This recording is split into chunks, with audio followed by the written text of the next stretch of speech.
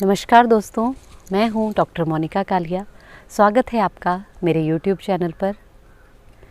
एक बार एक सन्यासी नदी के किनारे काफ़ी वर्षों से साधना कर रहा था। किस तरह की साधना? वो पानी पर चलने की जो साधना है उसको कर रहा था, उसका जाप कर रहा था कि वो ऐसी अद्भुत शक्ति पा सके कि वो पानी पर भी चल सके।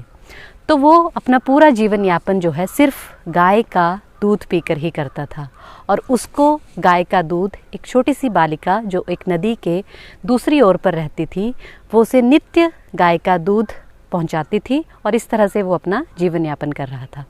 तो एक दिन क्या हुआ कि वहाँ पर उस बालिका के गांव पर बहुत घनघोर बादल छाए हुए थे। तो उस बालिका की माँ ने कहा कि बेटा, सन्यासी को बोल देना कि कल मैं दूध देने नहीं आऊँगी क्योंकि नदी में बाढ़ आएगी, इस तरह से लग रहा है क्योंकि बारिश होने वाली है। तो उस बालिका ने सन्यासी से वैसे ही कह दिया और अगली रात वैसा ही हुआ। बहुत बारिश हुई और नदी में बाढ़ आ गई, लेकिन वो बच्ची जो है अपनी माँ से फिर भी जाने की ज़िद करने लगे कि मैं जाऊँगी। तो उसकी माँ ने कहा, बेटा क्यों, ऐसा क्यों बोल रहे हो तुम?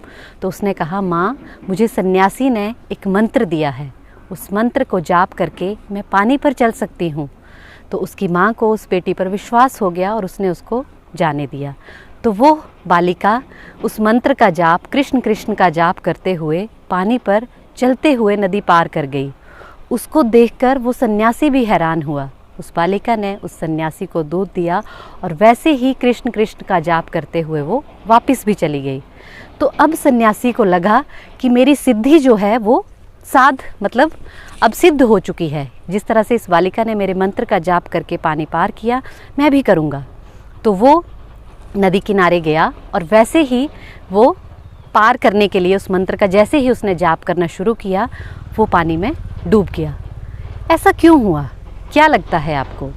ऐसा इसलिए हुआ कि उस सन्यासी को अपनी भक्ति की शक्ति पर अभी तक पूरा विश्वास नहीं हुआ।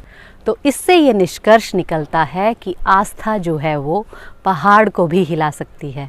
उस बालिका को उस सन्यासी के मंत्र पर आस्था थी तो वो उस नदी को पार कर गई, जबकि वही आस्था उस सन्यासी को अपने मंत्र पर नहीं थी और वह डूब गया। तो ध्यान अवश्य दीजिए। धन्यवाद।